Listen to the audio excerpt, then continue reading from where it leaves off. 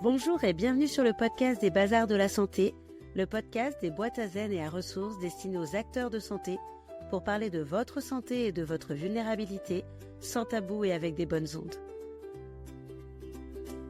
Je suis Candice Delbé-Dupart, je suis chirurgien, coach, formatrice en soft skills en santé et j'ai envie de vous faire partager sur ce podcast des ressources pratiques et efficaces pour mieux prendre soin de ceux qui aident les autres au quotidien. Belle écoute à tous.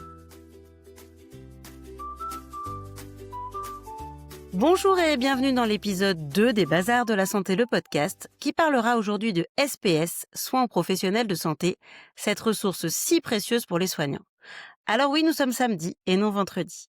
Mais si vous avez suivi ce que j'ai publié récemment, hier, je vous ai remis en ligne l'auto-questionnaire réalisé avec notre partenaire Pulse Life, solution d'aide à la décision médicale propulsée par intelligence artificielle et qui sera mis sur notre plateforme avec 800 000 utilisateurs francophones.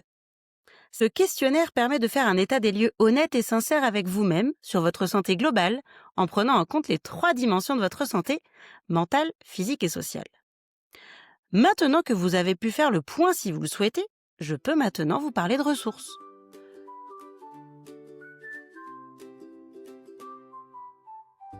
Quand on est acteur de santé, quand on donne pour les autres, on se pose assez peu la question de ce qui existe pour prendre soin de nous. Et c'est bien ça l'objet de ce podcast. Il existe énormément maintenant d'associations et de structures qui œuvrent pour améliorer la santé des soignants. Et rien que de le savoir, je suis sûre que cela aide un peu déjà à se sentir moins seul.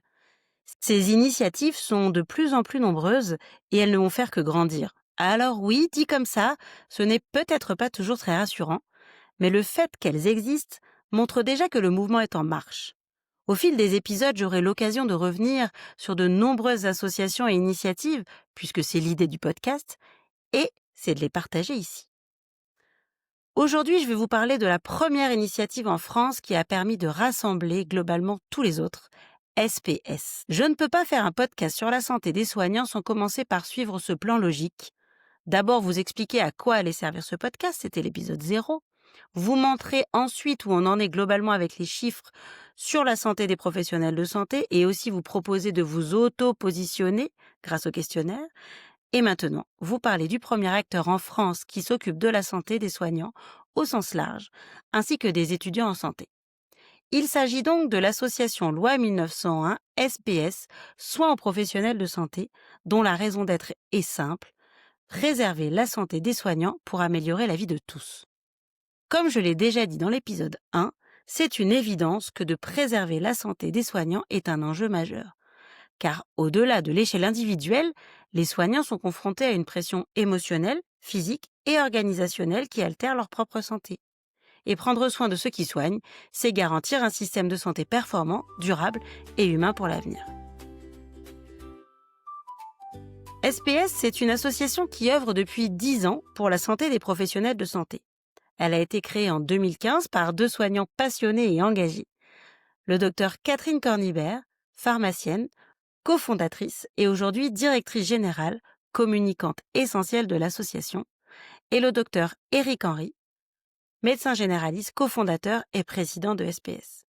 Leur constat de départ était simple et glaçant. Les professionnels de santé vont mal, ils ont un risque suicidaire plus élevé que la population générale. Personne n'avait de chiffres fiables pour en parler. Alors SPS a commencé à créer de la donnée pour alerter les pouvoirs publics et mettre le sujet sur la table. N'oublions pas qu'en 2015, parler de la vulnérabilité des soignants était encore un tabou. 10 ans plus tard, des progrès ont été faits, mais beaucoup reste à accomplir. En 2015, sans chiffres, sans enquête, sans structure d'écoute, il fallait de l'audace pour parler de burn-out et de suicide.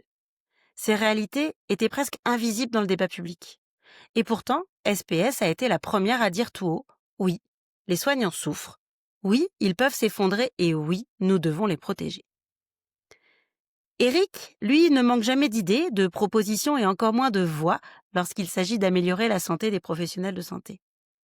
Catherine, elle, est une organisatrice et communicante hors pair pour faire passer les messages et créer du réseau. Et pour cet épisode, je vais même m'autoriser à changer l'acronyme des Bazars de la Santé. Aujourd'hui, à la place des boîtes à zen et à ressources de la santé, ce sera les bonnes ondes à zen et à ressources de la santé. J'espère, Eric, que tu écouteras cet épisode. Toi qui m'as bien expliqué qu'il ne fallait pas faire de catastrophisme pour parler de la santé des soignants, mais bien leur redonner le goût de notre merveilleux métier. J'y reviendrai à la fin de l'épisode.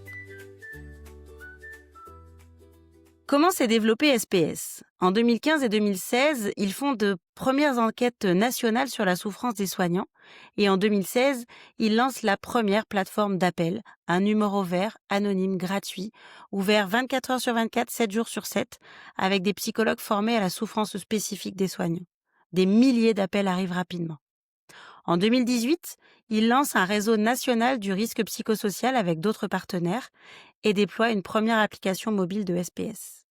En 2019, SPS devient association d'intérêt général. Elle intensifie ses formations, ses ateliers, ses enquêtes et surtout crée un développement territorial avec les ARS et les collectivités. En 2021, SPS s'ouvre aux étudiants en santé et lance des journées d'ateliers dynamiques et d'échanges en santé, ce qu'ils appellent les JADE, J-A-D-E, en présentiel et en visio. La même année, il crée la première maison des soignants à Paris avec l'objectif d'en développer d'autres. La deuxième devrait ouvrir à Metz fin 2025, début 2026. Chaque année, SPS organise un colloque national rassemblant de plus en plus de personnes, jusqu'à parfois 500 participants de tous horizons, responsables des étudiants, institutionnels, associations, ordres, acteurs de terrain. En 2025, lors du 11e colloque d'août dernier au ministère de la Santé, où ils m'ont permis de participer à une table ronde pour déstigmatiser la santé des soignants, notamment avec des retours d'initiatives pour ouvrir le dialogue et agir, SPS a proposé que la santé des soignants devienne grande cause nationale 2026, impliquant directement les décideurs. Je vous mettrai le lien vers le replay du colloque dans les notes de cet épisode.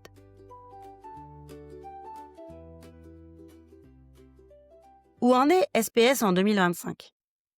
En 2025, c'est un réseau de plus de 400 professionnels de santé, psychiatres, médecins, psychologues et des délégués dans toutes les régions de France. C'est un numéro vert essentiel avec 120 psychologues dédiés, disponibles 24 heures sur 24 et 7 jours sur 7, avec 100% d'appels décrochés. Et c'est aussi et surtout une plateforme numérique, la Maison des soignants, déployée autour de 3 axes: se former, se soigner, se ressourcer. En reprenant l'histoire de SPS, vous comprenez pourquoi c'est un acteur essentiel et le plus fédérateur autour de cette urgence qui est un bien commun, la santé des professionnels de santé et des étudiants en santé. Leurs actions reposent donc sur 3 axes: la sensibilisation, des grandes campagnes, des colloques nationaux et régionaux, de la prévention avec des rencontres, des ateliers et une importante bibliothèque de ressources, et de la formation pour mieux comprendre, repérer et agir face à la souffrance des soignants. En 2025, SPS crée la Maison des soignants. Avec cet épisode, j'ai envie de vous montrer tout ce que SPS peut donc vous proposer en 2025, vous qui êtes professionnel du monde de la santé, du médico-social ou étudiant de ces secteurs. Effectivement, cet épisode ne sera pas orienté vers les aidants. C'est pour cela que je parle ici aujourd'hui de soignants et non d'acteurs de santé comme j'en ai l'habitude.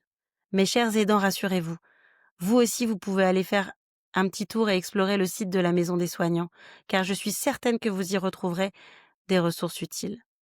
L'association vient de mettre en ligne son tout nouveau site internet, lamaisondessoignants.fr, tout attaché, dont vous aurez le lien dans les notes de l'épisode.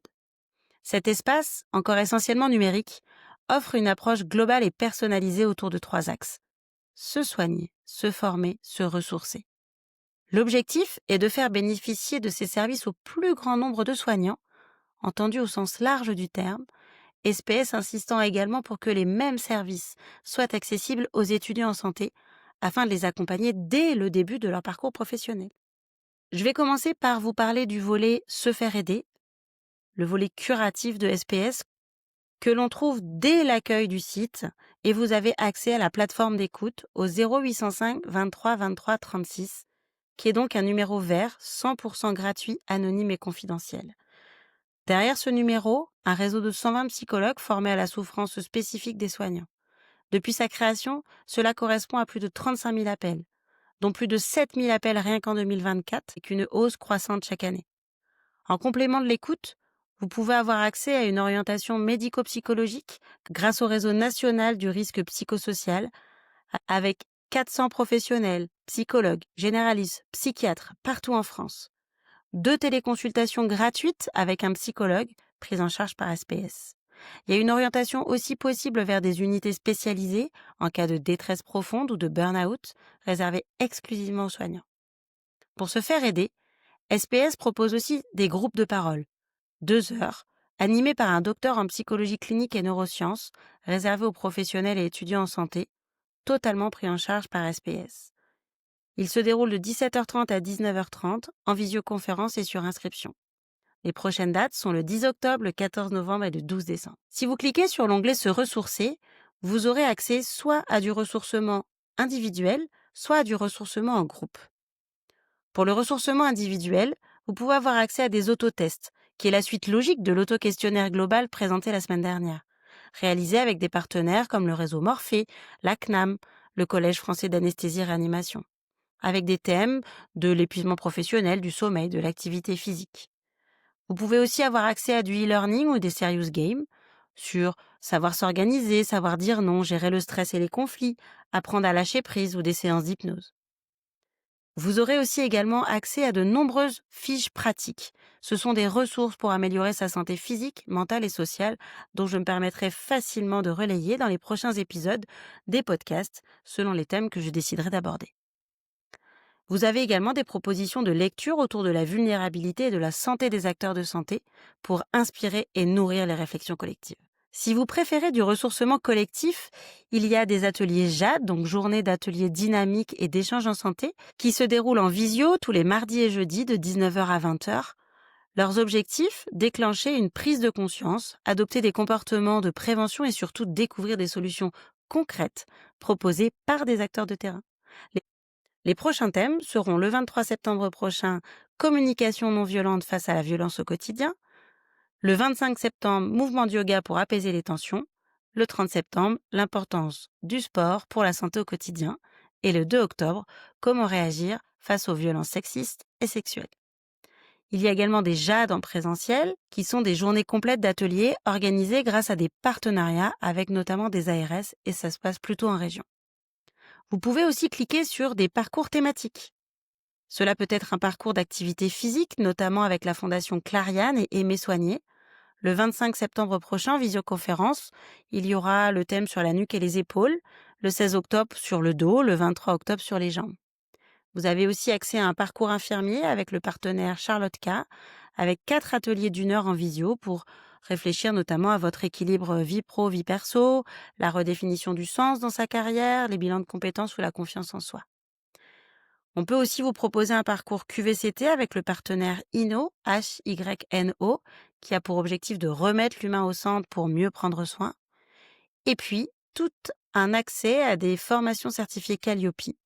Par exemple, le 13 octobre prochain, vous avez une formation sur une journée sur la gestion et la prévention des conflits. Sur le site lamaisondessoignants.fr, tout attaché, je le répète, vous avez accès, même sans être adhérent, à une grande partie des ressources. Je vous encourage vivement à aller visiter le site, je vous mettrai le lien dans les notes de l'épisode évidemment. Et pour ceux et celles qui souhaitent adhérer, l'adhésion est annuelle et variable selon la catégorie socio-professionnelle.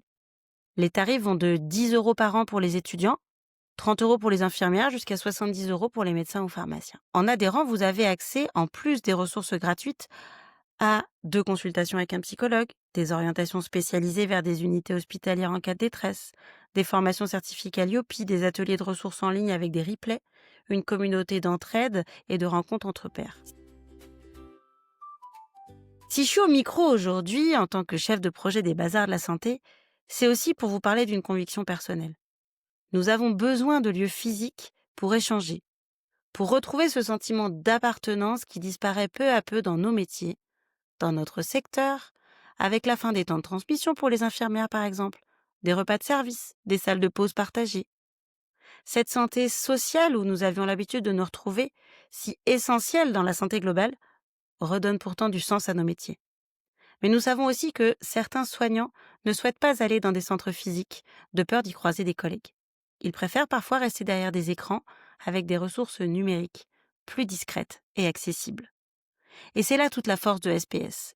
Proposer cette multitude de ressources numériques et bientôt des maisons des soignants physiques. La première a donc été créée à Paris en 2021 et la seconde ouvrira à Metz.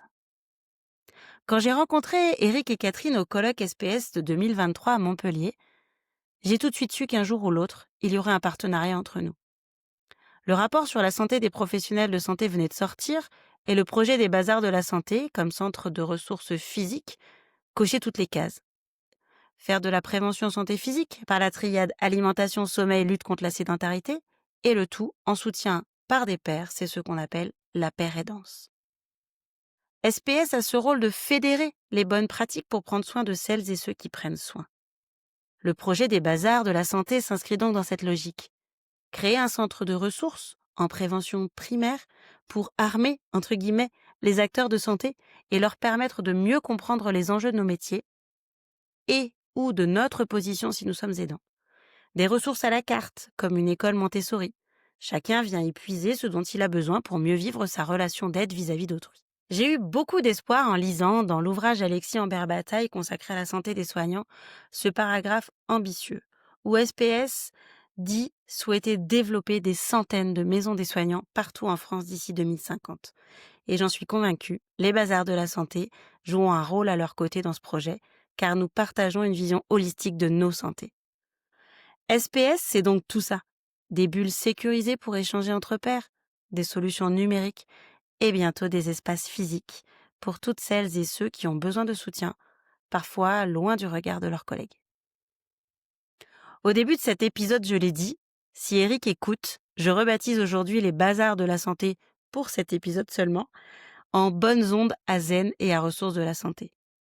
Pourquoi ? Parce qu'Eric l'a rappelé lors du colloque du 28 août. Le catastrophisme ne met pas en mouvement. En 2022, SPS avait lancé une campagne choc contre le suicide des soignants, montrant un interne, un médecin et une infirmière se suicidant devant une patiente âgée au décours d'une visite dans un service. La campagne avait presque été censurée, jugée trop violente. Pour ceux et celles qui veulent la voir, je vous la mettrai en lien. Eric a raison, il ne faut pas sombrer dans le catastrophisme.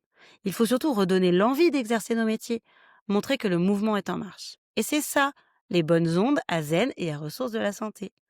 Montrer qu'on peut être vulnérable et bien accompagné, incarner notre humanité, donner envie aux jeunes générations de rejoindre nos métiers, malgré les difficultés, et surtout, leur montrer qu'ils ne seront pas ou qu'ils ne seront plus seuls. Eric, Catherine, je vous dédie cet épisode évidemment. Merci pour tout ce chemin parcouru, pour cette prise de conscience collective, pour toutes ces graines que vous semez. Merci pour l'espoir que vous donnez et pour la santé de demain, la santé de nous tous. Pour vous qui écoutez, j'ai mis avec ces 3 premiers épisodes les bases de ce podcast. Maintenant que vous savez que nos positions d'aidants vis-à-vis d'un autre être humain est une source de fragilité pour votre santé, pour notre santé, que vous pouvez déjà vous auto-questionner sur votre propre santé et que vous pouvez bénéficier de plein de ressources numériques via le site lamaisondessoignants.fr tout attaché, je poursuivrai ce podcast la semaine prochaine en me focalisant à chaque fois sur un thème précis. Et si on commençait par parler de votre sommeil, par exemple? Alors moi, je vous dis à vendredi prochain, n'hésitez pas à aller utiliser les ressources de SPS et surtout, je vous souhaite une très bonne fin de week-end à tous.